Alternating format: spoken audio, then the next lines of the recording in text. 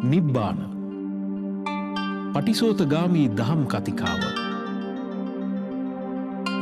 නිවන් මග අවබෝධය පිණිසම ඌව ගුවන් විදුලියෙන් සත්‍යයේ සුපහැදිලි දියදූත එයයි. දේශකයානෝ රත්නපුර මගුරුගොඩ බැලුම්ගල ආරණ්‍ය සේනාසනාධිපති වාරියපොළ ධම්මගවේෂී ස්වාමින් වහන්සේ. समन्त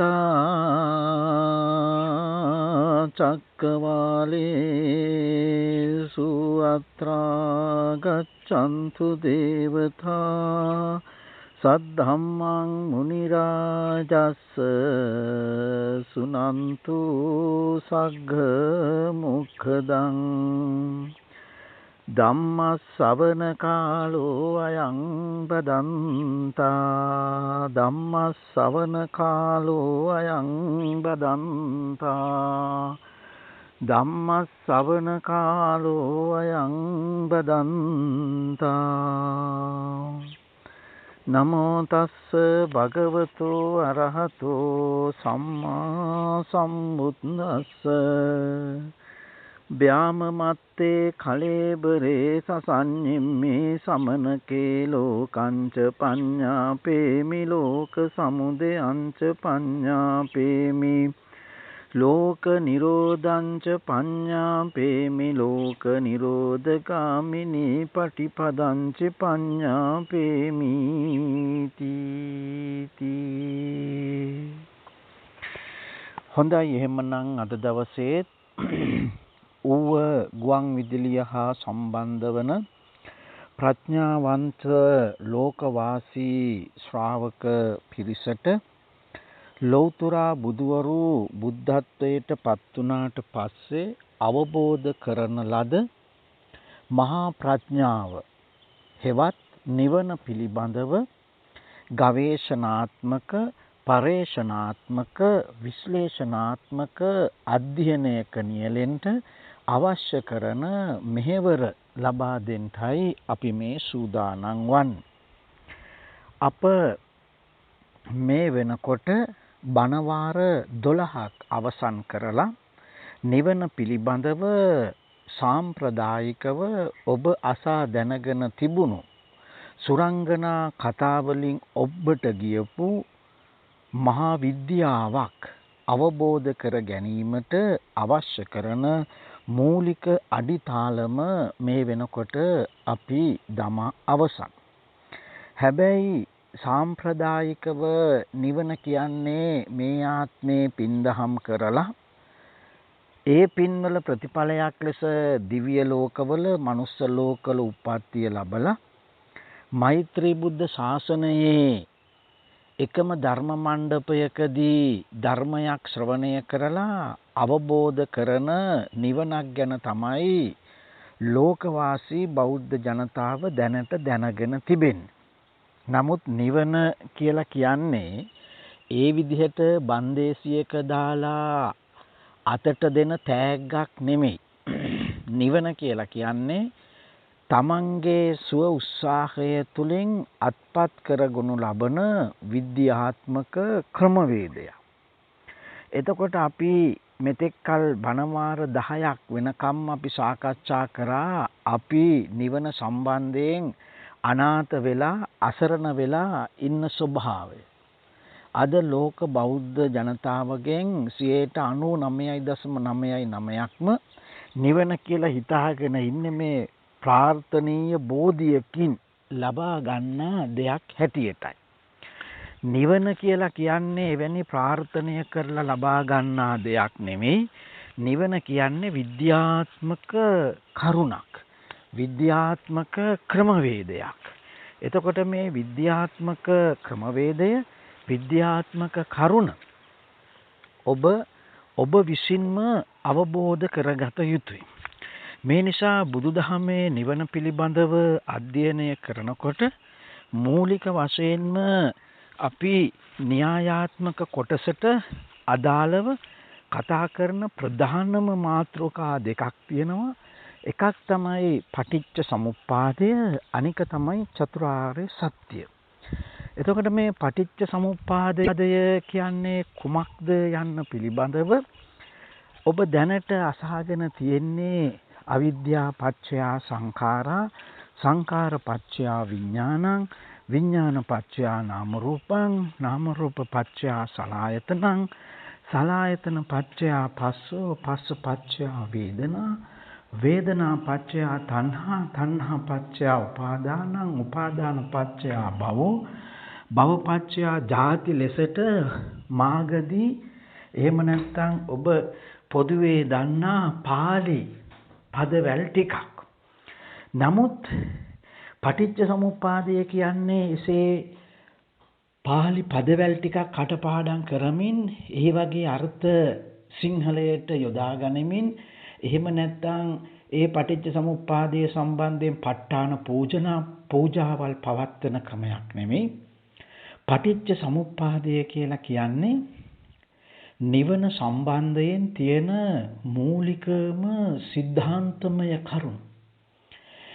අපි මේ වෙනකොට තහවුරු කරගෙන අවබෝධ කරගෙන තියෙනවා පටිච්ච සමුප්පාදය කියලා කියන්නේ සිතුවිල්ලට කියන නමක්. සිතුවිල්ල කියලා කියන්නේ විඥාණයට කියන නමක්. විඥාණය කියලා කියන්නේ පංච උපාදානස්කන්ධයට කියන නමක්. එතකොට විඥාණය කිව්වත් පංච උපාදානස්කන්ධය කිව්වත් සිතුවිල්ල කිව්වත් එකම කරුණක් ගැන තමයි අපි මේ සාකච්ඡා කරන්නේ. එතකොට විඥාණය සකස් වන ක්‍රමවේදය තමයි අපි පටිච්ච සමුප්පාදය කියලා කියන්නේ. පටිච්ච සමුප්පාදය කියලා කියන්නේ විඥාණය හැදෙන ආකාරය. එතකොට විඥාණය කියලා කියන්නේ සිතුවිල්ල හැදෙන ආකාරය. එහෙනම් මේ සිතුවිල්ලක් හැදුනහම අපට තියෙන ගැටලුව කුමක්ද? මෙන්න මේ සිතුවිල්ලක් කියලා කියන්නේ විඥාණය හැදීමේ පදනම. එහෙනම් මේ සිතුවිල්ලක් හැදුනහම අපට තියෙන ගැටලුව කුමක්ද? ඒ ගැටලුව තමයි මෙන්න මේ විඥානයක් හැදුනහම එහෙම නැත්නම් පංච උපාදානස්කන්ධය හැදුනහම එහෙම නැත්නම් සිතුවිල්ල හැදුනහම තමයි සත්‍යයේ උප්පත්තියට හේතු පාදක වන මූලික කරුණ නිර්මාණය වෙන්නේ. එහෙනම් සත්‍යයේ උප්පත්තිය සඳහා බලපාන ප්‍රධාන කරුණු දෙකක් අප මේ වෙනකොට සාකච්ඡා කරලා ඔබට පැහැදිලි කරලා දීලා තියෙනවා. හැබැයි ඔබ සාම්ප්‍රදායිකව අර මල් පූජා, පහන් පූජා, අටපිරිකර පූජා, කටින පූජා, කංචුක පූජා, 84000 මල් පූජා, 84000 පහන් පූජා ආදී පූජාවන් පවත්වමින්ම මෛත්‍රී බුද්ධ ශාසනයක නිවන ප්‍රාර්ථනා කරන පද පරම පුජ්‍යලයෙක් නම් ඔබට මේ අපි කියන කාරණාව තේරුම් ගැනීමට ඊ타ත්ම අපහසුයි.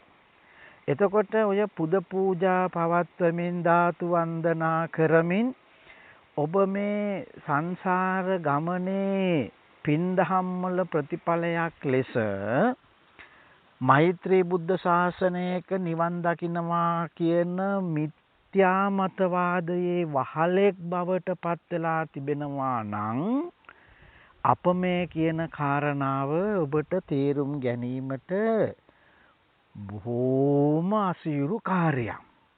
ලංකාවේ මිනිස්සු ඕනෑම බොරුවක් කියනකොට ඒකට රැවටෙනවා. ඔබ අන්තර්ජාලය පරිශීලනය කරන කෙනෙක් නම් පහුගිය සති දෙක තුන පුරාවට ලංකාවේ අය බලපු වැඩිපුරම බලපු වීඩියෝවක් අන්තර්ජාලය තුල සංසරණය වුණා. ඒ තමයි බුරුමයේ හාමුදුරු කෙනෙක් විනාඩි 15ක් ඇතුළත පිරිනුවන් පාන ආකාරය පිළිබඳව වීඩියෝ දර්ශනයක්. ඉතින් මේක බලලා ලංකාවේ බොහෝ බෞද්ධයෝ අන්න රහතන් වහන්සේ නම පිරිනුවන් පාන ආකාරය දැක්කා. ඒ හාමුදුරුව පුටුවක ඉඳගෙන ඉන්නවා. ඊට පස්සේ හාමුදුරුව ඇවිල්ලා බිම වැතිරෙනවා. බිම වැතිරලා විනාඩි 9ක් විතර යනකොට ඒ හාමුදුරුවන්ගේ අත කඩා හැලෙනවා. ඒ අත කඩා හැලෙනකොට ඉන්න ගෝල පිරිසේ හාමුදුරුව ඔතලා මිනි පෙට්ටියක් වගේ පෙට්ටියක තබාගෙන එතනින් පිටව යනවා. දැන් මේක තමයි රහතන් වහන්සේගේ පිරිනිවන. ඉතින් මේකට රැවටිලා මෙහෙම තමයි පිරිනුවන් පාන්නේ කියලා මහ විශාල සංවාදයක් ඒකේ මාතෘකාව තිබ්බේ පිරිනුවන් රහතන් වහන්සේ කෙනෙක් පිරිනුවන් පාන හැටි. නමුත් මේක කොයිතරම් ප්‍රායෝගික වෙන්නේ නැද්ද කියන කාරණාව එහෙම විනාඩි 15කින් ඇත්තටම රහතන් වහන්සේ කෙනෙකුට විනාඩි 15ක් ඇති. ඒක වෙනම කතාවක්. නමුත් බුදුහාමුදුරුවෝ කියන්නේ දින 7ක් නිරෝධ සමාපත්තියේ ඉඳලා තමයි පිරිනුවන් පාන්නේ කියලා. එතකොට දින 7ක් නිරෝධ සමාපත්තියේ ඉන්නවයි කියලා බුදුහාමුදුරුවෝ දේශනා කරපු ධහමේ තියෙද්දි පැය කාලක් ඇතුළත පිරිනුවන් පාන වීඩියෝවක් ඒක සත්‍යයක් බවට බෞද්ධයන් අතර සංසරණය වුණා. හැබැයි ඊට දවස් කිහිපයකට පස්සේ දෙවෙනි වීඩියෝ එකේ කියන ඒ හාමුදුරුවෝ නැවත පෙට්ටියේ ඉඳලා කෑ ගහලා නැවත අවදි වෙනවා. එතකොට දැන් පිරිනුවම් පාපු කෙනෙක් නැවත අවදි වෙනවාද? දැන් මේ වීඩියෝව මේ බලපු අයටයි මම මේ කියන්නේ. ඒක හුඟක් ඔය අන්තර්ජාලය පරිශීලනය කරන අය අතර ඒක සංසරණය වුණා. ඉතින් දැන් අර මේ නිකන් අර වීඩියෝවක් දාපු එක මිනිස්සු පිළිගත්තා. ඊට පස්සේ හාමුදුරුවෝ නැවත අවදි වෙනවා ඊගව වීඩියෝ එකේදී. එතකොට මේවට තමයි මිනිස්සු රැවටෙන්නේ. ඉතින් ඒ වගේ තමයි අද ඔය ලංකාවෙත් රහත් වුණා කියන අය ඒ වගේ විහිළුකාරයෝ තමයි. ඉතින් කවුරුත් එහෙම ඔය අද ජනප්‍රිය රැළේ රහත් වුණා කියනවා නම් කෙනෙක් මම රහතෙක් කියනවා නම් ඒ රහතෙක් කියන කෙනා තරම් මේ ධහමට නිග්‍රහ කරන තවත් කෙනෙක් නැහැ. ඒකට හේතුව තමයි රහත් වෙන්නේ පුජ්‍යලයක් නෙමෙයි. නිවන් දකින්නේ පුජ්‍යලයක් නෙමෙයි. සෝතාපන්න වෙන්නේ පුජ්‍යලයක් නෙමෙයි. සකු르දාගාමි වෙන්නේ පුජ්‍යලයක් නෙමෙයි. අනාගාමි වෙන්නේ පුජ්‍යලයක් නෙමෙයි. එහෙනම් මේ සෝතාපන්න ස්වභාවයේ ඉඳලා බුද්ධත්වයට පත්වන්නේ පුජ්‍යලයක් නෙමෙයි. සිතක් තමයි මෙන්න මේ සෝතාපන්න වෙන්නේ, සකු르දාගාමි වෙන්නේ, අනාගාමි වෙන්නේ, අරහත් වෙන්නේ, බුද්ධත්වයට පත් වෙන්නේ පුජ්‍යල ශරීරයක් නෙමේ සිතක්. මෙන්න මේ කාරණාව අද ඉඳලා ඔබට අපි විස්තර කරන්න උත්සාහ කරනවා. මේ මගඵල ලබන්නේ පුජ්‍යලයක් නොවන බව. දැන් සාරිපුත්ත හාමුදුරුවෝ කියලා කියන්නේ උපතිස්ස පරිබ්‍රාජකයා. එතකොට උපතිස්ස පරිබ්‍රාජකයාට තිබුණ භෞතික ශරීරයක්. ඒ භෞතික ශරීරය පදනම් කරගෙන තමයි සාරිපුත්ත ලෙස පැවිදි ජීවිතයට පත් වෙන්නේ. එතකොට උපතිස්ස පරිබ්‍රාජකයාගේ තිබුණ භෞතික කයම තමයි සාරිපුත්ත මහරහතන් වහන්සේ ලෙසට පත් වෙන්නේ. හැබැයි මේ සාරිපුත්ත මහරහතන් වහන්සේ කියලා කියන්නේ පුජ්‍යලයා. හැබැයි මේ පුජ්‍යලයා සාරිපුත්ත මහරහතන් වහන්සේගේ භෞතික ශරීරය නෙමෙයි. රහත් ස්වභාවයට පත්වන්නේ ක්ෂණයක් පාසා සාරිපුත්ත මහරහතන් වහන්සේගේ සිත තමයි මේ රහත් වෙන්නේ. එතකොට මේ සිත සෝතාපන්න වෙනවා සත්පුරුෂයෙක්ගෙන් සද්ධර්මය අහලා. අන්නේ සත්පුරුෂයෙක්ගෙන් සද්ධර්මය අහලා සෝතාපන්න වුණ සිත සකු르දාගාමි, අනාගාමි, අරහත් කියන සිතේ මට්ටම් වලට වර්ධනය වෙලා අරහත් කියන ස්වභාවයට පත් වෙලා අරහත් කියන ස්වභාවයෙන් භෞතික ශරීරය අතහැරියොත් අපි ඔහුට හෝ ඇයට කියනවා පිරිනුවම් පෑවයි කියලා. එහෙනම් අපි තේරුම් ගන්න ඕනේ මෙන්න මේ පටිච්ච සමුප්පාදය කියලා කියන්නේ සිතක් හැදෙන හැටි. එතකොට මේ සිතක් හැදෙන ආකාරය. එතකොට මේ සිතක් හැදෙන්නේ කොහොමද? අපට සිතක් හැදෙන්නේ ඇහැට රූපයක්, කනට ශබ්දයක්, නාසයට ගන්ධයක්, දිවට රසයක්, කමට ස්පර්ශයක්, මොළයට මතකයක් ආදී ලෙස අරමුණක් ස්පර්ශ වුණාම ඒ අරමුණ විඥානීය බවට, පංච උපාදානස්කන්ධයේ බවට, සිතුවිල්ල බවට පරිවර්තනය වන ස්වභාවයට තමයි අපි කියන්නේ පටිච්ච සමුප්පාදය. එහෙනම් මේ පටිච්ච සමුප්පාදය කියන මේ ක්‍රියාවලිය තමයි විඥානීය උපත, සිතුවිල්ලේ උපත, පංච උපාදානස්කන්ධයේ උපත. එතකොට භෞතික ශරීරය පදනම් කරගෙන තමයි මේ විඥානයේ හේවත් පටිච්ච සමුප්පාදේ හැදෙන්නේ. එහෙනම් යම් අයෙකුට පුළුවන් නම් භෞතික ශරීරය පදනම් කරගෙන ඇහැට රූප, කනට ශබ්ද, නාසයට ගන්ධ, දිවට රස, හමට ස්පර්ශ, මොළයට මතක කියන හය ආකාරයේ විඥානයක් හදන්න නැතුව ඉන්න. පංච උපාදානස්කන්ධයක් හදන්න නැතුව ඉන්න. සිතුවිල්ලක් හදන්න නැතුව ඉන්න යමෙකුට පුළුවන් නම් අන්න ඒ මොහොතට, අන්න ඒ ස්වභාවයට අපි කියනවා ඔහු ඇය නිවන ස්පර්ශ කරමින් ඉන්නේ. ඔහු ඇය මගඵල ස්වභාවය ස්පර්ශ කරමින් ඉන්නේ. ඔහු ඇය මහා ප්‍රඥාවටපත් වෙමින් ඉන්නේ. එහෙනම් භෞතික කය විතරක් පවත්වමින් සිතුවිලි හදන්නේ නැත්තම්, භෞතික කය විතරක් පවත්වමින් පංච උපාදානස්කන්ධය හදන්නේ නැත්තම්, භෞතික කය පවත්වමින් පංච උපාදානස්කන්ධයක් හදන්නේ නැත්තම් අන්න ඒ ස්වභාවයට අපි කියනවා නිවන කියලා.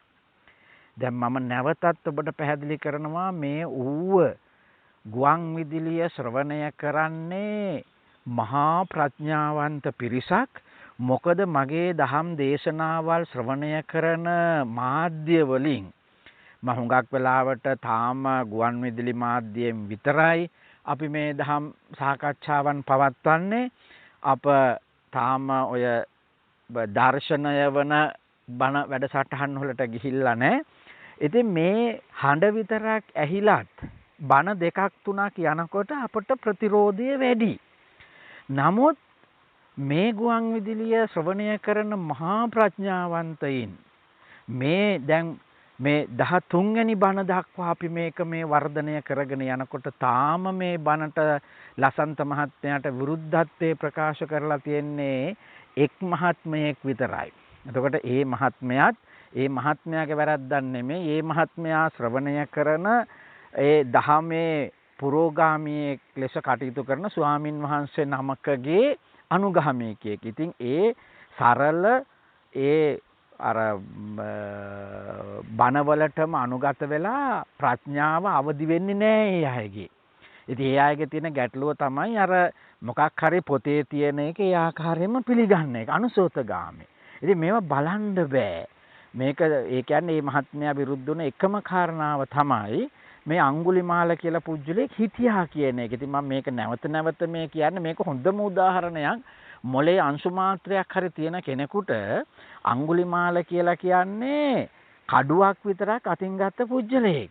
එතකොට කඩුවක් විතරක් අතින් ගත්ත පුජ්‍යලයකට මනුස්ස ඝාතන 1000ක් කර කර යනකම් ඒ ගම්වල මිනිස්සු හිටියේ නැද්ද? ඒ නගරවල මිනිස්සු හිටියේ නැද්ද? ඒ රටේ මිනිස්සු හිටියේ නැද්ද? රටේ පාලකයෙක් හිටියේ නැද්ද?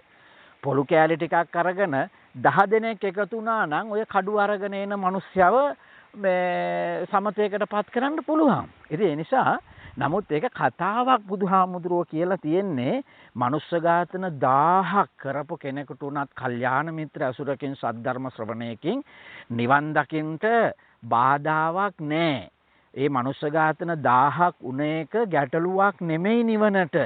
යම් කල්යාණ මිත්‍රයෙක් යම් සත්පුරුෂයෙක්ගේ මහා ප්‍රඥාවක් අවදි වුණ කල්යාණ මිත්‍ර අසුරක් ලැබුණොත් අර පෙර කරපු වැරදි ඔක්කොම යටපත් වෙලා ඔහුට පිරිනුවන් පාන්න ඔහුට නිවන් අවබෝධ කරගන්න කිසිම ගැටලුවක් නැහැ කියන කතාව පැහැදිලි කිරීම සඳහා යොදා ගන්න ලද උදාහරණ කතාවක්.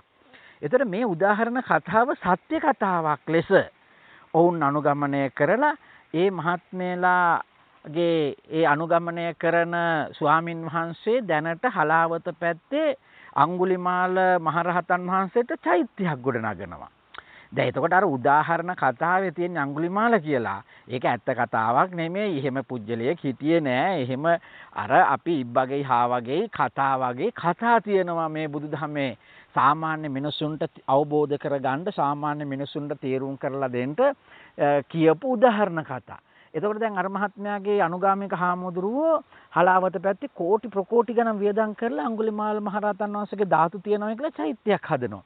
දැන් මේවට මේ අපි දැන් මේක නිකන් උදාහරණ කතාවක් කියනකොට ඒ මහත්තුරුන්ට මේක විදදරා ගන්න බෑ. අරක සත්‍ය කතාව. ඒක තමයි අනුසෝතගාමී ස්වභාවය, පදපරම ස්වභාවය. ඔවුන්ට මේක විශ්ලේෂණය කරගන්න බෑ. ඉතින් මේ නිසා අපි මේ කතා කරන්නේ බොහොම ගැඹුරු ධම්ම අධ්‍යයනයක්, බොහොම ගැඹුරු ප්‍රඥාවන්ත පිරිසකට අවබෝධ කරලා දෙන මේ නිවනක් ගැන අපි මේ කතා කරන්නේ. ඉතින් ඒ නිසා ඒ ප්‍රඥාවන්ත පිරිසට මෙන්න මේ මහා විද්‍යාව දැන් ක්‍රමානුකූලවයි අපි මේ අවබෝධ කරලා දෙන්න හදන්නේ මේ. එතකොට අපි තේරුම් ගන්න ඕන කතාව තමයි, තේරුම් ගන්න ඕන කරුණ තමයි මේ නිවන කියලා කියන්නේ භෞතික කය පවත්වමින් විඥානයක් හදන්නේ නැති මොහොත. නිවන කියලා කියන්නේ භෞතික කය පවත්වමින් සිතුවිල්ලක් හදන්නේ නැති මොහොත. නිවන කියලා කියන්නේ භෞතික කය පවත්වමින් අපි සිතුවිලි වලින් තොර වූ මොහොත. එතකොට භෞතික කය සහ සිතුවිල්ල හදන මොහොතටයි අපි කියන්නේ සසර කියලා. එතකොට අපිට පුළුවන් නම් යම් කිසි මොහොතක S2 පියාගෙන ඉන්න. අන්නේ S2 පියාගෙන ඉන්න මොහොතට අපට භෞතික කය පවත්වමින් චක්කු විඥාන කියන පංච උපාදානස්කන්ධය අපි හදන්නේ නැහැ. අපිට පුළුවන් නම් නිශ්ශබ්දම ප්‍රදේශයකට වෙලා ඉන්න. අන්නේ නිශ්ශබ්ද ප්‍රදේශයකට වෙලා ඉන්නකොට කිසිම හඬක් දැනෙන්නේ නැහැ. කි දැන් මම මේ ඉන්න අපි ඉන්න පරිසරය ගත්තාම කිසිදු හඬක් ඇහෙන්නේ නැති ස්වභාවයක් තියෙන. එතකොට මෙතන සෝත විඥාන කියන එක අපට ඇති වෙන්නේ නැහැ. ඉතින් මෙන්න මේ විදිහට විඥාන හයම චක්කු විඥාන, සෝත විඥාන, ගාන විඥාන, જીවහා විඥාන, කාය විඥාන, මනෝ විඥාන කියන විඥාන හයම හදන්න නැතිව ඉන්න මොහොතක් අපට ඇති කරගන්න පුළුවන් නම් අන්න ඒ මොහොතට අපි කියනවා අපි ඉන්නේ නිවනේ කියලා. එතකොට අපි මෙන්න මේ විඥාන හය යම් මොහොතක හදනවා නම් අන්න ඒ හදන මොහොතට අපි කියනවා සසරේ ඉන්නවයි කියලා. එහෙනම් මෙන්න මේ අපි මේ අද අපි මාතෘකා පාඨයට ගත්ත මේ රෝහිතස්ස සූත්‍රයේදී මෙන්න මේ විඥාණය හදන මේ පංච උපාදානස්කන්ධය හදන මෙන්න මේ අපි මේ සසරට වැටෙන ක්‍රමවේදය කුමක්දයි කියලා පැහැදිලි කරනවා. ඒ පැහැදිලි කිරීම තමයි ඒ රෝහිතස්ස. ඒක ඉතින් මේක ඉතිහාස කතාවක් තියෙනවා. දැන් ඒ කතාව විස්තර කරන්න වෙලාවක් නැහැ. මේ රෝහිතස්ස කියන පුජ්‍යලයට බුදුහාමුදුරුවෝ කියනවා මෙයා මේ ලෝක වටේම ඇවිදලා තියෙනවා මේ නිවන කියන එක හොයාගෙන. ඊට පස්සේ බුදුහාමුදුරුවෝ මේ රෝහිතස්ස කියන පුජ්‍යලයට කියනවා ඔබ ලෝකේ වටේ ඇවිද්දට ඔබට නිවන හොයාගන්න බෑ. ඔය නිවන තියෙන්නේ ඔබ තුලමයි. එහෙනම් ඔබ තුලම මේ නිවන කොහොමද හැදෙන්නේ කියන ආකාරයයි. ඔය ඔබ තුලම සසර හැදෙන්නේ කොහොමද කියන ආකාරය තමයි මේකෙදි පෙන්වන්නේ. එතකොට මේකෙදි මේ පෙන්වන ආකාරය තමයි එතකොට බුදුහාමුදුරුවෝ මේ පැහැදිලි කරන්නේ මෙන්න මේ භෞතික ශරීරය පදනම් කරගෙන මේ භෞතික ශරීරය පදනම් කරගෙන තමයි මෙන්න මේ විඥානය හැදෙන්නේ. එතකොට මේ විඥානය හැදෙන වැඩපිළිවෙල තමයි අපි මේ සසර කියලා කියන්නේ. එතකොට විඥාණය හැදෙන වැඩපිළිවෙලට අපි කියනවා සසර. විඥාණය හදන්න නැති වැඩපිළිවෙලට අපි කියනවා නිවන. එතකොට යම් මොහොතක අපි විඥාණය හදනවා නම් අන්නේ විඥාණය හදන වැඩපිළිවෙලට අපි කියනවා අපි ලෝකයට වැටෙනවා, සසරට වැටෙනවා.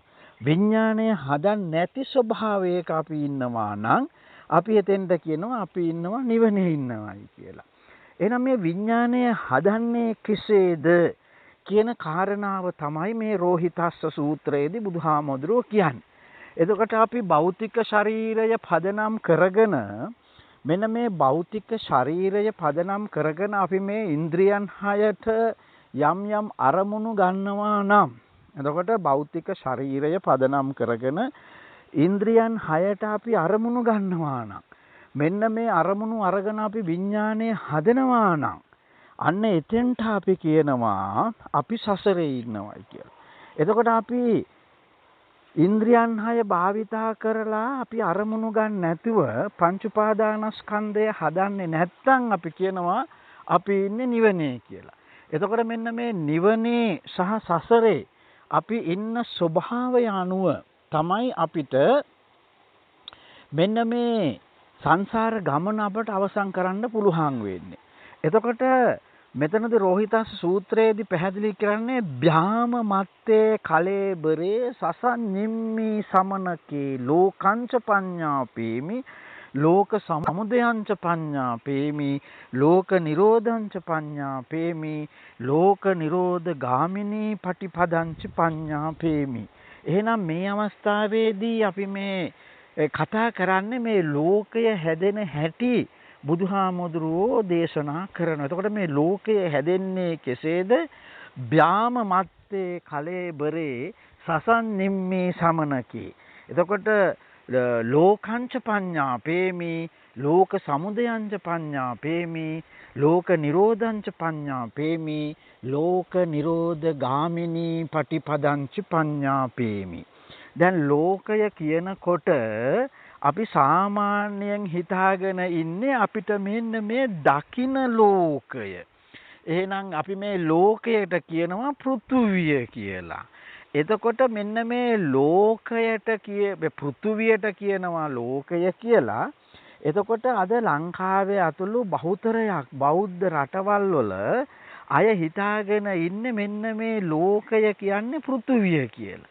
එතකොට ලෝකය කියන්නේ පෘථුවිය නෙමෙයි ලෝකය කියලා බුදුහාමුදුරුවෝ දේශනා කරලා තියෙන්නේ සිතුවිල්ලට, විඥාණයට, පංච උපාදානස්කන්ධයට. එතකොට බුදුහාමුදුරුවෝ ලෝකය කියලා කියන්නේ විඥාණයට, එහෙම නැත්නම් පංච උපාදානස්කන්ධයට, එහෙම නැත්නම් සිතුවිල්ලට. එතකොට දැන් අපි ලෝකයෙන් මිදෙනවා. අපි ලෝකයේ ඉන්නකොට අපි කියනවා ලෞකිකයි කියලා. එතකොට අපි ලෝකයේ ඉන්නකොට අපි කියනවා ලෞකිකයි. එතකොට ලෝකයේ ඉන්නවා කියලා කියන්නේ අපි සිතුවිල්ලක ඉන්නවා. දැන් මේ මම කියන කතාව තේරුම් ගන්නට නම් ඔබ සංසාරයේ මහා විශාල පුණ්‍ය ශක්තියෙන් දියුණු කරලා ත්‍රි හේතුක උප්පත්තියකින් උප්පත්තිය ලැබපු මේක අන්තිම ආත්මය බවට පත් කර ගන්නට පෙරපින් පූර්ණය කරපු කෙනෙක් වෙන්න ඕනේ. හැබැයි මේ පෙරපින් කියලා කියන්නේ ඔබට පෙර ඔබ අසා දැනගත්ත දැනුමෙන් ඔබට අත මිදෙන්න පුළුවන් නම් ඔබ මෙතෙක්කල් අසා දැනගත්ත අර සුරංගනා කතා සංකල්ප වලින් අත මිදෙන්න පුළුවන් නම් ඔබට නිවන විද්‍යාත්මකව දකින්න පුළුවන් නම් ඔබේ පෙරපින් පූර්ණයි. නමුත් ඔබ ඔය පෙරපින් කියලා කියන්නේ කල්යාණ මිත්‍රයෙක්ගේ සද්ධර්මයක් ශ්‍රවණය කරනකොට ඔබට පෙර දැනුම ඉවත් කරලා පෙර දැනුමෙන් අත මිදිලා දහමක් ශ්‍රවණය කරන්න පුළුවන් නම් අන්න එතකොට අපි කියනවා ඔබ පෙරපින් පූර්ණයි කියලා. එතකොට ඒ පෙරපින් පූර්ණය කරපු කෙනෙකුට පුළුවන් වෙනවා මේක අන්තිම ආත්මය බවට පරිවර්තනය කරගන්න. එහෙනම් ඔබ අද දවසේ අවබෝධ කරගත යුතු දැනගත යුතු මූලිකම කාර්යය තමයි ලෝකය කියලා කියන්නේ පෘථුවියට නෙමෙයි. ලෝකය කියලා කියන්නේ සිතුවිල්ලට. ලෝකය කියලා කියන්නේ විඥාණයට. ලෝකය කියලා කියන්නේ පංච උපාදානස්කන්ධයට. එහෙනම් ලෝකය කියලා කියන්නේ සිතුවිල්ල නම් ලෝකය කියලා කියන්නේ පංච උපාදානස්කන්ධය නම් ලෝකය කියලා කියන්නේ විඥාණය නම් අන්න ඒ ලෝකය කියලා කියන්නේ පටිච්ච සමුප්පාදයට කියපු තවත් නමක්. එහෙනම් මෙන්න මේ ලෝකය කියලා අපි කියන්නේ පටිච්ච සමුප්පාදයට කියන තවත් නමක් තමයි ලෝකය. එහෙනම් මේ රෝහිතස්සට බුදුහාමුදුරුවෝ මේ දේශනා කරන්නේ මෙන්න මේ ලෝකය හැදෙන හැටි. එතකොට ඔබට පුළුවන් මෙන්න මේ ලෝකයෙන් යම් මොහොතක මිදෙන්න. ඔබට ලෝකයෙන් යම් මොහොතක මිදෙන්න පුළුවන් නම් ඔබ ඉන්නේ නිවනේ. ඔබ හැම වෙලාවෙම මේ ලෝකයේ ඉන්නේ ලෞකිකව. මෙන්න මේ ලෝකයෙන් මිදෙන්න පුළුවන් නම් එතනට අපි කියනවා ලෝකෝත්තර. දැන් අපි ලෝකෝත්තර ධම කියලා හිතාගෙන ඉන්නේ මරණයෙන් පස්සේ වෙනත් ලෝකයක ඉපදෙන එක තමයි අපි මේ ලෝකෝත්තර කියලා හිතාගෙන ඉන්නේ. එසේනම් ඔබ දැන් මේ බණ 12ක් ශ්‍රවණය කරලා ඔබේ ප්‍රඥාව ක්‍රමානුකූලව වර්ධනය කරගෙන ඇති මොහොතක ඔබ අද දවසේ මෙන්න මේ ලෝකය කියන එක හරියටම ඔබට අවබෝධ වුණොත් ඔබට ලෝකයෙන් මිදෙන්න පුළුවන්. එහෙනම් ලෝකය කියන්නේ සිතුවිල්ල. ලෝකය කියන්නේ විඥාණය. ලෝකය කියන්නේ පංච උපාදානස්කන්ධය. එහෙනම් ඔබට යම් මොහොතක සිතුවිල්ලෙන් මිදෙන්න පුළුවන් නම් ඔබට යම් මොහොතක විඥාණයෙන් මිදෙන්න පුළුවන් නම් ඔබ යම් මොහොතක පටිච්ච සමුප්පාදයෙන් මිදිලා ඔබ ඉන්නවා නම් අන්නේ පටිච්ච සමුප්පාද චක්‍රයෙන් ඔබ මිදිලා ඉන්න මොහොතක ඔබට අවබෝධ වන ධම තමයි චතුරාර්ය සත්‍ය ධම. දැන් ඔබ චතුරාර්ය සත්‍ය ධම කියනකොට ඔබ හිතාගෙන ඉන්නේ දුක හට ගැනීම දුක නැති කිරීම දුක නැති කිරීමේ මාර්ගය කියලා. ඒක තමයි අර පද පරමය පොතේ ලියලා තියෙන චතුරාර්ය සත්‍යය. එතකොට බුදුහාමුදුරුවෝ මේ දුක කියන්නේ අපි දැන් ඔය ඉංග්‍රීසියෙන් ගත්තොත් සෆරින් පේන් කියන හැම වැළපෙන දැනෙන දුකක් ගැන නෙමෙයි මේ දේශනාවේ තියෙන්නේ. අපි ඒක තවදුරටත් ඉස්සරහට චතුරාර්ය සත්‍ය ගැන කතා කරනකොට ඔබට ඒක අවබෝධ වෙයි. එතකොට මෙන්න මේ චතුරාර්ය සත්‍ය පිළිබඳව අවබෝධයක් යමෙකුට ඇති වෙන්නේ විඥාණය ලෝකය පංච උපාදානස්කන්ධය කියන සිතුවිල්ලෙන් මිදුන මොහොතක. එතකොට චතුරාර්ය සත්‍ය අවබෝධයි කියලා කියන්නේ ඔබ ලෝකයෙන් මිදුන මොහොතක්. චතුරාර්ය සත්‍ය අවබෝධය කියන්නේ ඔබ සිතුවිල්ලෙන් මිදුන මොහොතක්. චතුරාර්ය සත්‍ය අවබෝධය කියලා කියන්නේ ඔබ පංච උපාදානස්කන්ධය හදන්න නැති මොහොතක්. එතකොට අන්නේ චතුරාර්ය සත්‍ය අවබෝධය කියලා කියන්නේ ඔබ ලෝකෝත්තර ස්වභාවයේ ඉන්න මොහොතක්. එහෙනම් ලෝකෝත්තරයි කියලා කියන්නේ මොකද්ද මේ? ඔබ සිතුවිල්ලෙන් මිදිලා ඉන්න මොහොත. ඔබ ලෝකයෙන් මිදිලා ඉන්න මොහොත. දැන් මේ ඔබ වගේම තමයි මේ රෝහිතස්ස කියන පුජ්‍යලයත් ලෝකය පුරා ගිහිල්ලා තියෙනවා මේ නිවන හොයාගෙන. ඊට පස්සේ තමයි බුදුහාමුදුරුවෝ ඔහුට කියන්නේ අනේ රෝහිතස්ස ඔබ මේ ලෝකයේ වටේ ගියාට ඔබට නිවන ලැබෙන්නේ නැහැ. ඔබ තුලමයි නිවන තියෙන්නේ. ඒ නිසා ඔබත් රෝහිතස්ස කෙනෙක්ම තමයි. ඔබ නිවන හොයාගෙන ඔබ යනවා ලංකාවේ වටේ තියෙන ස්ථානවලට වැඳ ලංකාව වටේ තියෙන චෛත්‍ය වලට වැඳ යනවා. ඊට පස්සේ ලංකාවේ බුදුහාමුදුරුවෝ ඉපදුනායයි කියලා හිතාගෙන ඒ තැන්වලට සමහරු වැඳ යනවා. බුදුහාමුදුරුවෝ ඉන්දියාවේ කියලා හිතාගෙන ඒ තැන්වලට වැඳ යනවා. ඉතින් ඒ ධාතු තැන්පත් කරපු ස්ථාන මොනවද කියලා ඒ තැන්වලට වැඳ යනවා.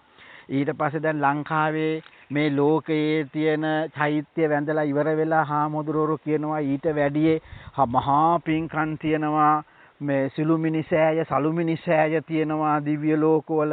ඒ වගේ වඳින්න ඒවා වැඳලා මහා පුණ්‍ය ශක්තියක් දියුණු වෙනවා. ඒ නිසා අපිත් එක්ක එන්න මෙන්න මේ පිංකම් කරන්නයි කියලා ඔබ ගුණාට අඳගෙන. ඒ නිසා ඔබ ඒ ස්වාමින් වහන්සේලාගේ සහ ගිහි අයගේ වහලුන් බවට පත් වෙලා තැන් වල වැඳ වන්දනාමාන කර යනවා. ඇත්තටම වන්දනා කියන එකේ නිරුක්තිය තමයි අන්ධ භාවයෙන් මිදීම. වන්දනා කරනවායි කියලා කියන්නේ අන්ධ භාවයෙන් මිදීම, මිත්‍යා මතවාද වලින් මිදීම, අවිද්‍යා සහගත ඔය පුණ්‍ය කර්ම වලින් අත මිදීමට තමයි වන්දනා කියලා කියන්නේ. අන්ධ භව අත මිදලා ඔබගේ ප්‍රඥා ඇස අවදි කරගන්නවා. එහෙනම් ඇත්තටම මේ ලෝකය කියලා කියන්නේ විඥාණය. එහෙනම් මේ ලෝකය හැදෙන්නේ කොහොමද? බ්‍යාම මත්තේ කලේ බරේ සසන් නිම්මි සමනකේ. එහෙනම් මේ ලෝකය හැදෙන්නේ බ්‍යාම මත්තේ කලේ බරේ සසන් නිම්මි සමනකේ. ඉතින් කාට හරි බණ කියන්න ඕන නම් ඔහුට හෝ ඇයට අනිවාර්යෙන්ම සිව්පිලි සිඹියා ඥාන පහළ වෙලා තියෙන්න ඕනේ. මොනවද මේ සිව්පිලි සිඹියා ඥාන කියලා කියන්නේ? අත්ථ ධම්ම නිරුක්ති පටිභාන.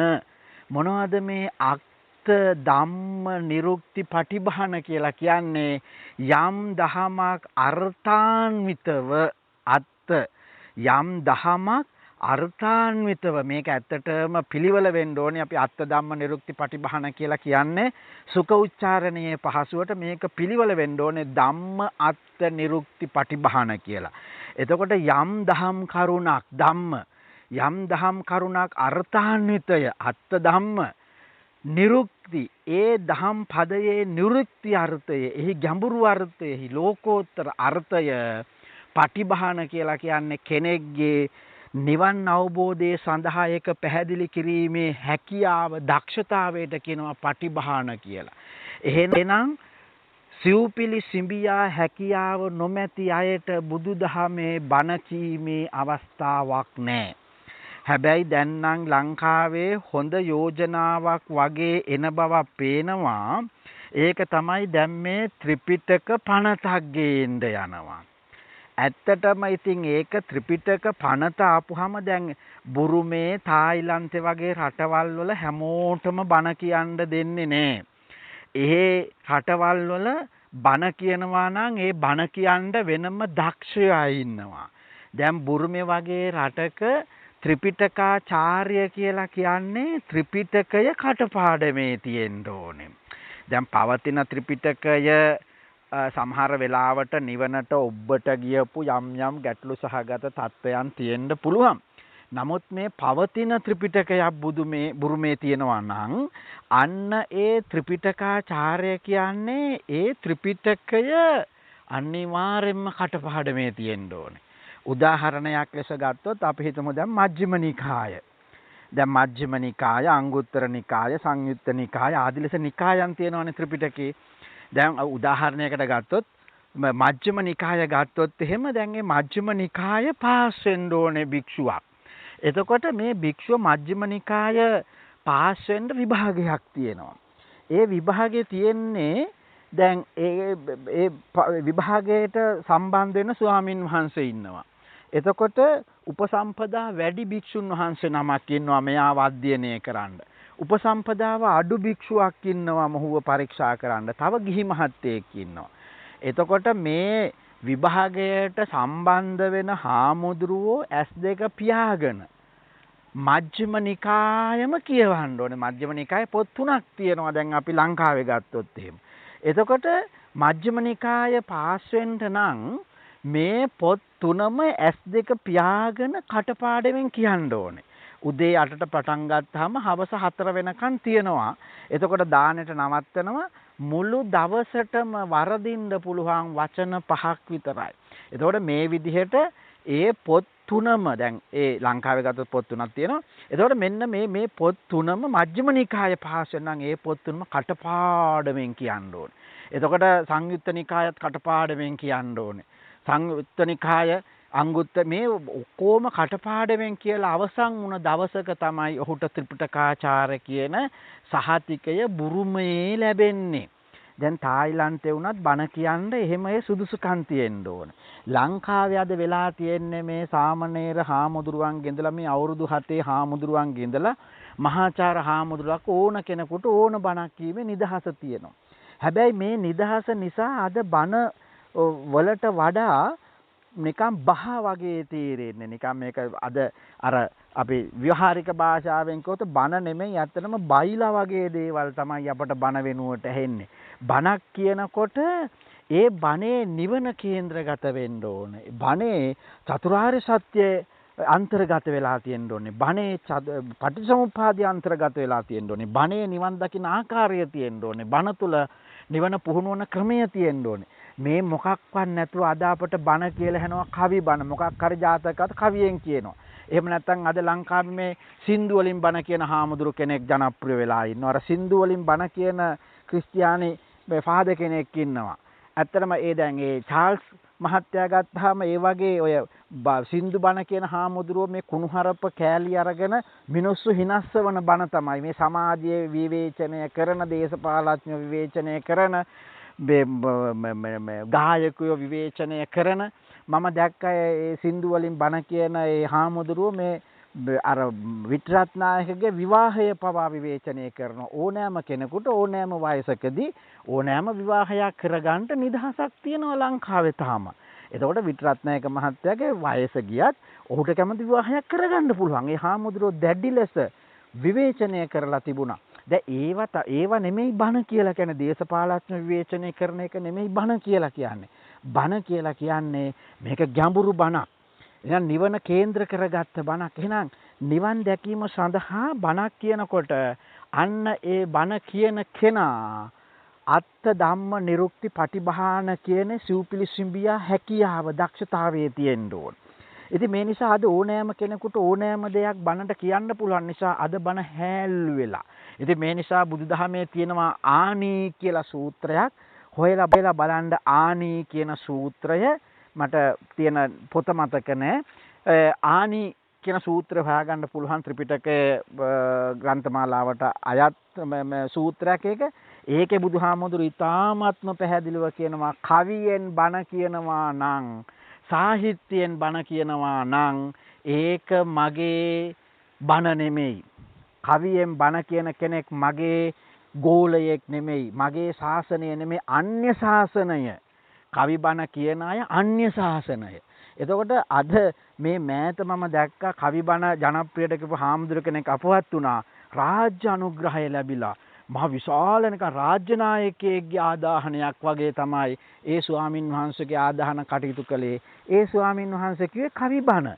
ඒතර කවි බණ බුද්ධ ශාසනය එකක් නෙමෙයි මගේ ශාසනය එකක් නෙමෙයි කියලා ආනි සූත්‍රය ඉතාමත්ම පැහැදිලිව සටහන් කරලා තිබියදී අද අපි බණ කියලා හිතාගෙන ඉන්නේ එවැනි කවි බණ සහ සින්දු බණ සහ හිනස්සවන බණ විහිළු බණ තමයි අද බණ කියලා හිතාගෙන ඉන්නේ. මේ නිසා නිරුක්ති දන් නැතුව බණ කියන්න බෑ. නමුත් මෙන්න මේ නිරුක්ති අර්ථය කියලා කියන්නේ ගැඹුරු අර්ථ මාගදී හඬේ හැංගිලා තියෙන අභ්‍යන්තරයේ ඒ ගැඹුරු අර්ථ ගන්න ඕනේ බණක් කියන්න නම්.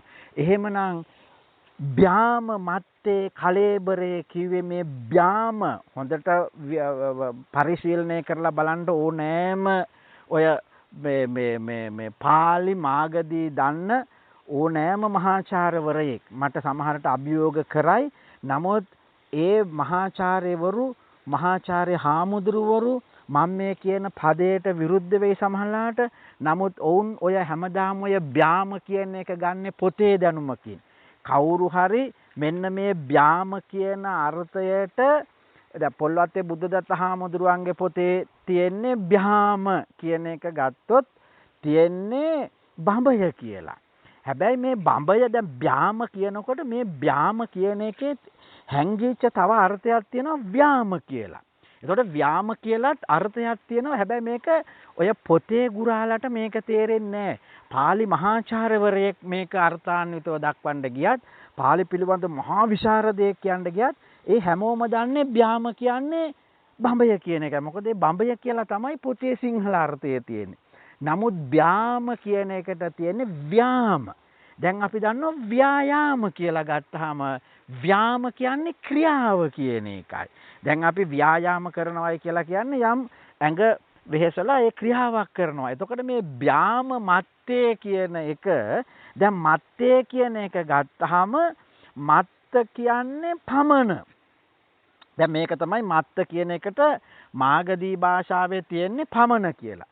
හැබැයි මත්ත කියන එකට මේ මත්ත කියලා කියන්නේ මොහොත කියන එකටත් මාත්‍රය කියන එකට ඒක නම් සමහර පාලි පොත්වල තියෙනවා මත්ත කියන එකට මාත්‍රය කියන එක.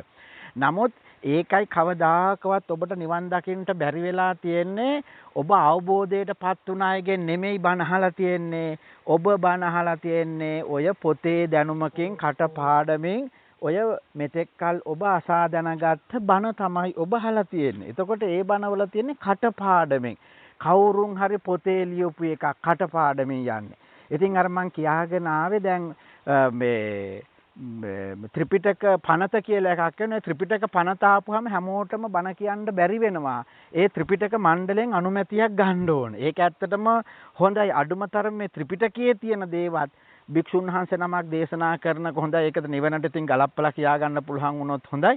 නමුත් අද මේ බයිලා කියන බණ කියලා මේ බයිලා කියන ස්වභාවය නවත්තන්නවත් ඒ ත්‍රිපිටක පනතක් ගෙනල්ලා බණ කියන එක ඇත්තටම සීමා පනවන්න ඕනේ. අද මේ බණ වෙනුවට මේ ධාතු වඳින හැටි, බුද්ධ පූජාව තියෙන හැටි, බෝධි පූජා තියෙන හැටි, පින්කම් කරන හැටි, මෛත්‍රී බුදු සාසනයේ නිවන් දකින්න හැටි, නැවත රුවන්වැලි සෑය ගාව බුදුහාමුදුරුවෝ ඇවිල්ලා නැවත බණ කියනවලු අන්න එතෙන්ට රුවන්වැලි සෑය ගාවට ගිහිල්ලා පින්කම් කරපුවා මේගොල්ලන්ට ඒ බණ අහන්න පුළුවන්ලු. මේ විදිහේ මහා මිත්‍යා බුදුහාමුදුරුවෝ ජීවත් වෙලා ඉන්න කාලේ රුවන්වැලි සෑය කියලා එකක් තිබ්බෙත් නැහැ. එතකොට රුවන්වැලි සෑය කියලා එකක් තිබ්බේ නැත්නම් කොහොමද බුදුහාමුදුරුවෝ කියූප දෙයක් වෙන්න එපැයි සත්‍ය. බුදුහාමුදුරුවෝ පිරුණුවම් පාලත් අවුරුදු 300කට විතර පස්සේ රුවන්වැලි සෑය හදන්නේ. ඉතින් අද මේ මහා වංශයේ තියෙන සුරංගනා කතාවලට කියනවා මේ ධාතු පරිනිර්වාණයක් කියලා එකක් වෙනවලු රුවන්වැලි සෑය ගාව. ඉතින් බුදුහාමුදුරුවෝ කියපු දෙයක් බුදුහාමුදුරුවෝ ජීවත් වෙලා හිටපු කාලේ රුවන්වැලි සෑය කියලා එකක් තිබ්බේ නැත්නම් ඉතින් බුදුහාමුදුරුවෝ නොකියපු දෙයක් නෙමේ දැන් ධාතු පරිනිර්වාණය කියන එක. නමුත් මිනිස්සු අද රැවටිලා ඉන්නේ මේ වගේ සුරංගනා කතාවලට. ඉතින් එහා ගියපු කාරණාවක් තමයි අපි මේ කතා කරන්නේ. ඒ නිසා අද මේ බණ කියලා මේ බයිලා ඇහිලා මිනිස්සු නිවනෙන් ඈත් වෙලා. එහෙනම් මේ බ්‍යාමමත්තේ කලේබරේ කියලා කියන එකට අද දීලා තියෙන අර්ථය තමයි මේ බඹයක් පමණ වූ දැන් බ්‍යාමමත්තේ බඹයක් පමණ වූ දැන් බඹයක් පමණ වූ ශරීරේ කලේබරේ කියන්නේ මේ ශරීරය තමයි. එතකොට බ්‍යාම මත්තේ කලේබරේ කියන එකට සිංහල අර්ථ මේ පුතජන ගිහි පැවිදි පින්වතුන් දීලා තියෙන්නේ බඹයක් පමණ වූ ශරීරය තුල කියලා. ඇත්තටම මේ බ්‍යාම මත්තේ කලේබරේ කියලා කිව්වේ බඹයක් පමණ වූ ශරීරය තුල නෙමෙයි. බ්‍යාම කියන්නේ ක්‍රියාව. මත්තේ කියන්නේ මාත්‍රය. එහෙනම් බ්‍යාම මත්තේ කලේබරේ. එහෙනම් බඹයක් පමණ වූ නෙමෙයි කලේබරේ කියලා කියන්නේ භෞතික ශරීරය. එහෙනම් බ්‍යාම මත්තේ කලේබරේ කියලා කියන්නේ භෞතික ශරීරය තුල සිදුවන ක්‍රියාමාර්ථයක් නිසා තමයි ලෝකය හැදෙන්නේ. ලෝක සමුදය වෙන්නේ. ලෝක නිරෝධ වෙන්නේ. ලෝක නිරෝධ ගාමිනී පටිපදාව වෙන්නේ මෙන්න මේ ශරීරය තුල සිදුවන ක්‍රියාමාර්ථයක් නිසා. එහෙනම් මේ ශරීරය තුල සිදුවන ක්‍රියාමාර්ථය නිසා තමයි ලෝකය හැදෙන්නේ.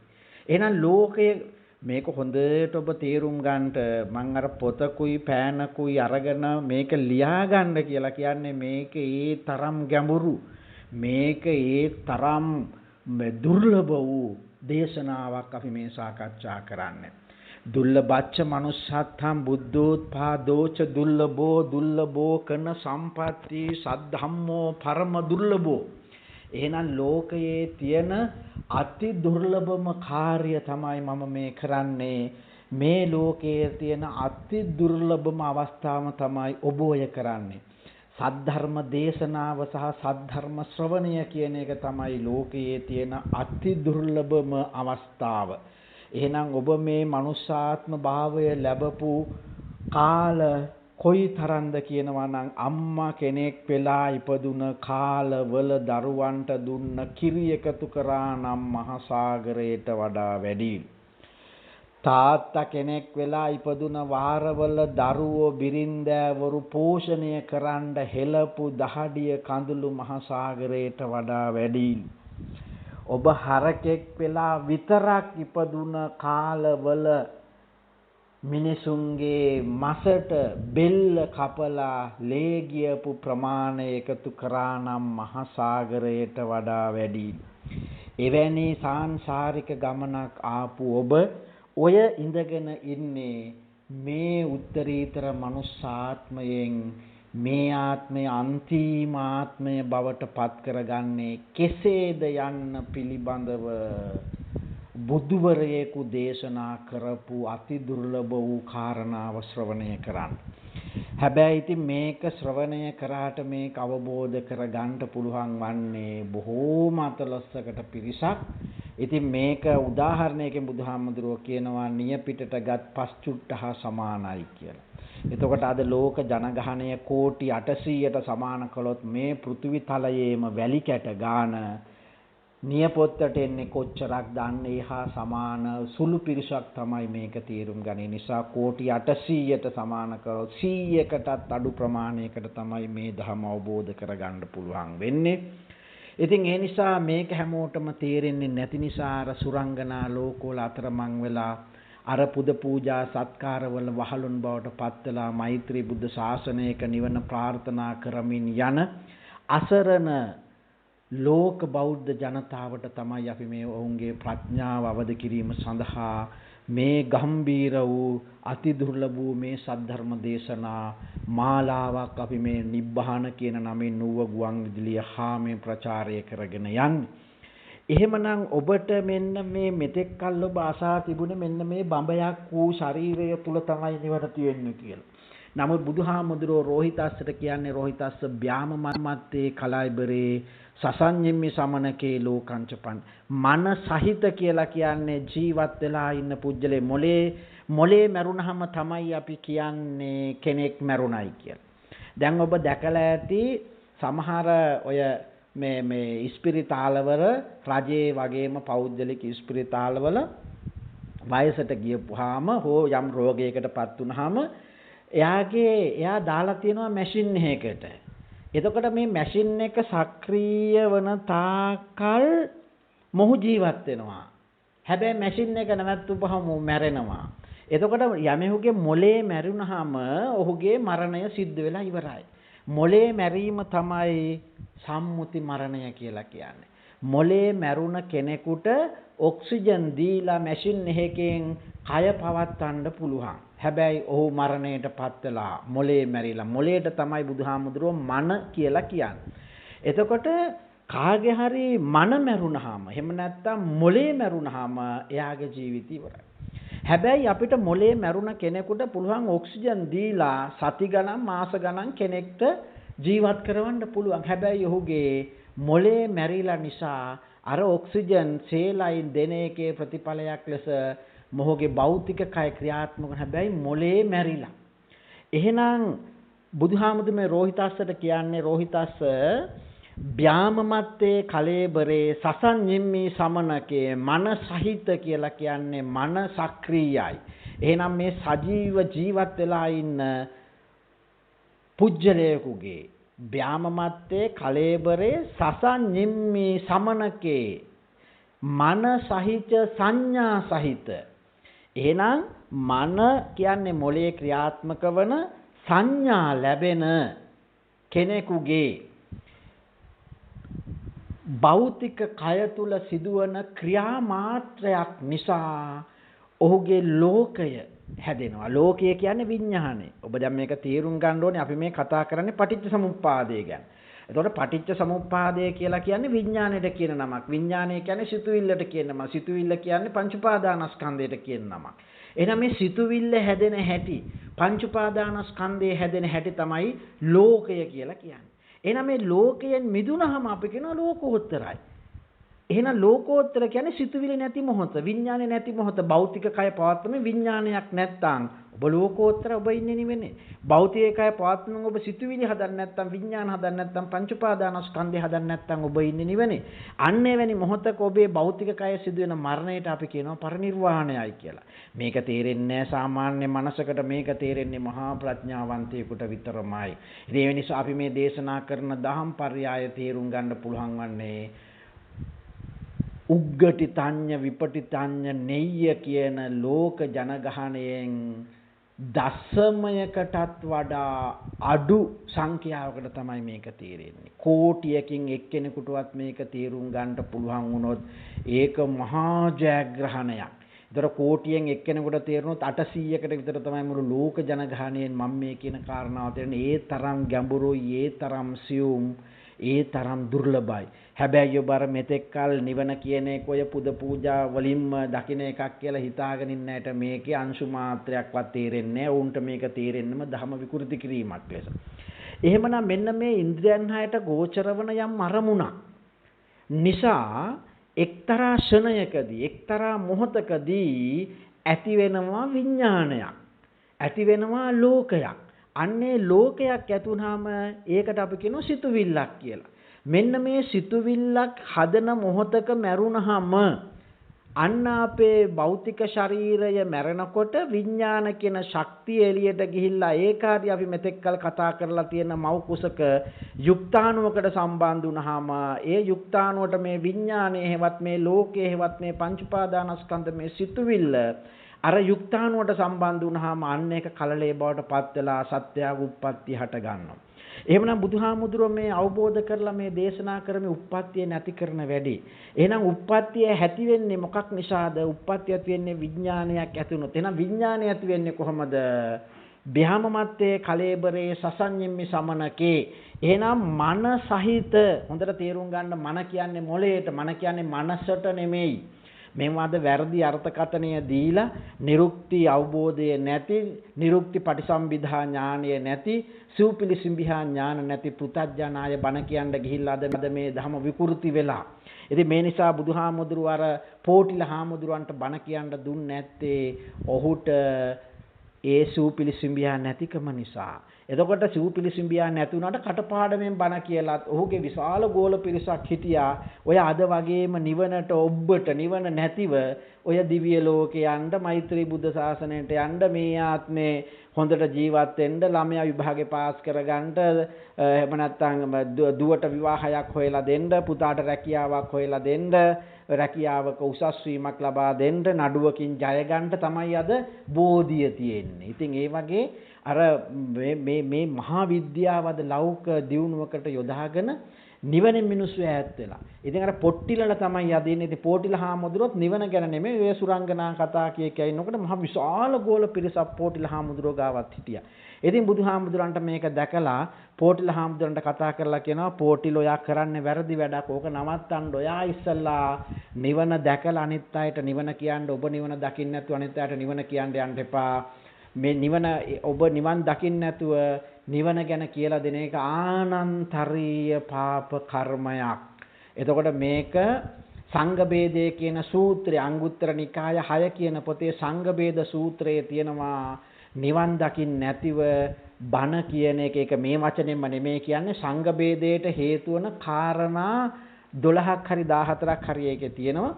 ඒකේ තියෙනවා බුදුහාමුදුරුවෝ කියපු දේව බුදුහාමුදුරුවෝ නොකීවා කීම සංඝබේදයක්. බුදුහාමුදුරුවෝ නොකියපු දේවල් බුදුහාමුදුරුවෝ කීවා කීම සංඝබේදයක්. එහෙනම් දේව සංකල්පයේ බුදුහාමුදුරුවෝ කියලා නැහැ, මෛත්‍රී බුදු සංකල්පයේ බුදුහාමුදුරුවෝ කියලා නැහැ, රුවන්වැලි සෑය ගාව ධාතු පරිණේ වෙනවායි කියලා බුදුහාමුදුරුවෝ කියලා නැහැ, කංචුක පූජාවල් බුදුහාමුදුරුවෝ කියලා නැහැ, 84 මල් පූජා බුදුහාමුදුරුවෝ කියලා නැහැ. ඒතකොට බුදුහාමුදුරුවෝ කියපු නැති දේවල් මිනිස්සුන්ට කරන්නයි කීම සංඝබේදයට ආනන්තරීය පාප කර්මයට භාජන වන දේවල්. මේක ගැටුම් ඇති කරගන්න එපා. මේවා කරන ගිහි පැවිදි පින්වතුන් අංගුත්තර නිකාය 6 කියන පොතේ සංඝබේද සූත්‍රය කියන්නේ ත්‍රිපිටකයේ කොහේ හරි මම කියව පූජාවක් තියෙනවා නම් කරන්න. ඉතින් ත්‍රිපිටකයේ කොහේ හරි තියෙනවද ඔය පූජාවල්? නෑ. එහෙනම් ඒවා සංඝබේදයට බුදුහාමුදුරුවෝ නොකියපු දේවල් බුදුහාමුදුරුවෝ කීවා කියලා මිනිස්සුන්ට කරන්න කීම සංඝබේදයට කාරණා. එහෙනම් බ්‍යාම මත්තේ කලේබරේ සසඤ්ඤිම්මේ සමනකේ. බ්‍යාම මත්තේ කලේබරේ සසඤ්ඤිම්මේ සමනකේ කියලා කිව්වේ බඹයක් පමණ වූ ශරීරය නෙමෙයි. මෙන්න මේ ඉන්ද්‍රියන් 6 භාවිතා කරලා යම්කිසි ක්‍රියාවක් බ්‍යාම මත්තේ කලේබරේ යම්කිසි ක්‍රියාමාත්‍රයක් කරනවා නම් ඒ තුල ඇතිවන්නේ විඥානයේ උපතයි, ඒ තුල ඇතිවන්නේ ලෝකයේ උපතයි, ඒ තුල ඇතිවන්නේ පටිච්ච සමුප්පාදයේ උපතයි, ඒ තුල ඇතිවන්නේ සිතුවිල්ලේ උපතයි. එහෙනම් මෙන්න මේ ලෝකයෙන් මිදෙන්න නම්, ලෝක සමුදයෙන් මිදෙන්න නම්, ලෝක නිරෝධය කරන්නට නම්, ලෝක නිරෝධ ගාමිනී පටිපදාවෙන් නිරත වෙන්න නම් ඔබ කරන්න ඕනේ මෙන්න මේ භෞතික ශරීරය පදනම් කරගන්නා ක්‍රියාමාර්ථයෙන් මිදෙන්න. මොනවද ක්‍රියාමාර්ථ? ඇහැට රූපයෙන් මිදෙන්න ඕනේ, කනට ශබ්දයෙන් මිදෙන්න ඕනේ, දිවට රසයෙන් මිදෙන්න ඕනේ, නාසයට ගන්ධයෙන් මිදෙන්න ඕනේ, හමට ස්පර්ශයෙන් මිදෙන්න ඕනේ, මොළයට මතකයෙන් මිදෙන්න ඕනේ. මෙන්න මේ 6 ආකාර වූ අරමුණු හයෙන් ඔබට මිදෙන්න පුළුවන් නම් ඔබට මේ ආත්මය අන්තිම ආත්මය බවට පත් කරගෙන පරිනිර්වාණයට පත්වීමට හේතු වාසනා වේවා කියලා ප්‍රාර්ථනා කරනවා. සුපින්වත් ඔබට නිර්වාණ මාර්ගය පෙන්වන මේ නිබ්බාන දහම් කතිකා මාලාව අද සදහම් දෙසුමට දායකත්වයේ දරනු ලැබුවා රත්නපුර නවනගරයේ පදිංචි නිවාස සංවර්ධන අධිකාරියේ සේවයේ නියුතු කුමුදු තුෂාරිකා පිටගම්පල මහත්මිය, ඒ තමන්ගේ මව සුමනා පිටගම්පල මහත්මිය, ලොකු අම්මා ඩී.කේ. කරුණාවති මහත්මිය, ඒ වගේම හසිනි නැගණිය, සිරිවංශ මාමා ඇතුළු පරලෝ සැපත් සියලු ඥාතීන්ට පුණ්‍යානුමෝදනා කිරීමේ අරමුණ ඇතිව, ඒ වගේම නිවාස සංවර්ධන අධිකාරියේ සේවයේ නියුතු රත්නපුර පිටරවුම් පාර පදිංචි සෙරිනි ඩේසිකා මහත්මිය දායකත්වයේ දරනු ලැබුවා. ඒ ඇගේ පියාණන් පී.ඩී. පියසේන මහත්මයාට, මාමා බී.එම්. විජේනන්ද මහත්මයාට, එංගලන්තයේ පදිංචිව සිටියදී මියගිය කොතලාවල ඥාති සොයුරාට පුණ්‍යානුමෝදනා කිරීම උදෙසා සහ මිය පරලොව ගිය මේ සියලුම දෙනාට ඉක්මන් භවයකදී නිවන් අවබෝධයට හේතු වීම අරමුණු කර ගනිමින්, ඒ වගේම ශෙරින් දේශිකා මහත්මියගේත් රත්නපුර නිවාස සංවර්ධන අධිකාරිය ඇය සමගම සේවය කරන කුමුදු තුෂාරිකා පිටගම්පල මහත්මියගේත් ජීවත්ව සිටින සියලු ඥාතීන්ට අපි පුණ්‍යානුමෝදනා කරනවා. මේ භවයේදීම නිර්වාණ මාර්ගයට එළඹීම සඳහා ධෛර්ය, ශක්තිය, මඟ පෙන්වීම ලැබේවා කියන ප්‍රාර්ථනය පෙරදැරිව. සුපින්වතුනි, මේ නිබ්බාන දහම් කතිකා මාලාව පටිගත කරන ලද ශ්‍රව්‍ය සංයුක්ත තැටි ඔබට ලබා ගන්නට පුළුවන් දහම් පතපොත සහිතව නිවනට මඟ පෙන්වන අපේ ලිපිනය පිළිබඳව මතක් කරන්නම්. නිබ්බාන ඌව ගුවන් විදුලිය බණ්ඩාරවෙල, නිබ්බාන ඌව ගුවන් විදුලිය බණ්ඩාරවෙල.